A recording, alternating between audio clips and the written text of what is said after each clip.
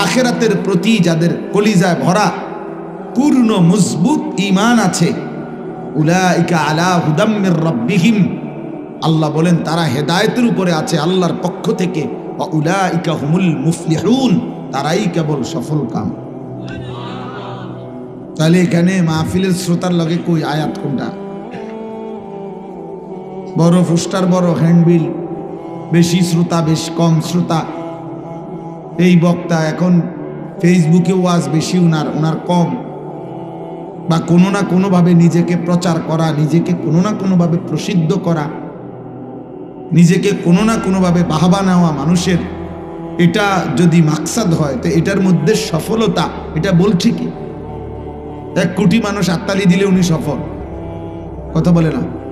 10 কোটি মানুষ স্লোগান দিলে উনি সফল। কোরআন এবং সুন্নাহর মধ্যে তো এরকম কথা নাই। রাসূলুল্লাহ সাল্লাল্লাহু আলাইহি ওয়াসাল্লামের সাহাবীগণ যুদ্ধের ময়দানে আল্লাহর পথে জীবন দিতে গিয়ে যখন শাহাদাত বরণ করতেন, তো শাহাদাতের পূর্ব মুহূর্তে রক্তমাখা দেহে যখন জীবন চলে যাবে, রূহ চলে যাবে, ওই সময় ওনারা বলতেন ফুজতু ওয়া রাব্বিল কাবা। এটা বহু হাদিসে আছে।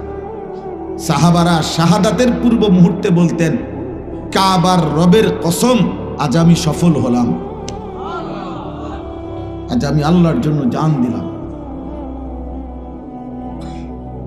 শাহাদাতের মৃত্যু সফলতার মৃত্যু, শহীদের পবিত্র খুন, এটা সফলতার খুন। এই সফলতা তো ওইখানে আল্লাহ বলছে কাদ আফলাহাল মুমিনুন, সমস্ত ঈমানদার সফল হয়েছে, কামিয়াব হয়েছে। কারণ কারা?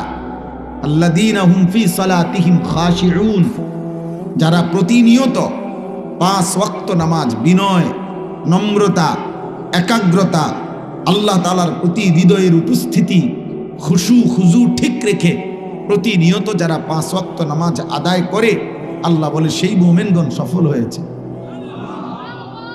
আল্লাযীনা হুম আনিল লাগবি মুআরিদুন, যাবতীয় মন্দ কথা, বেহুদা কথা, কাজ, গুনাহ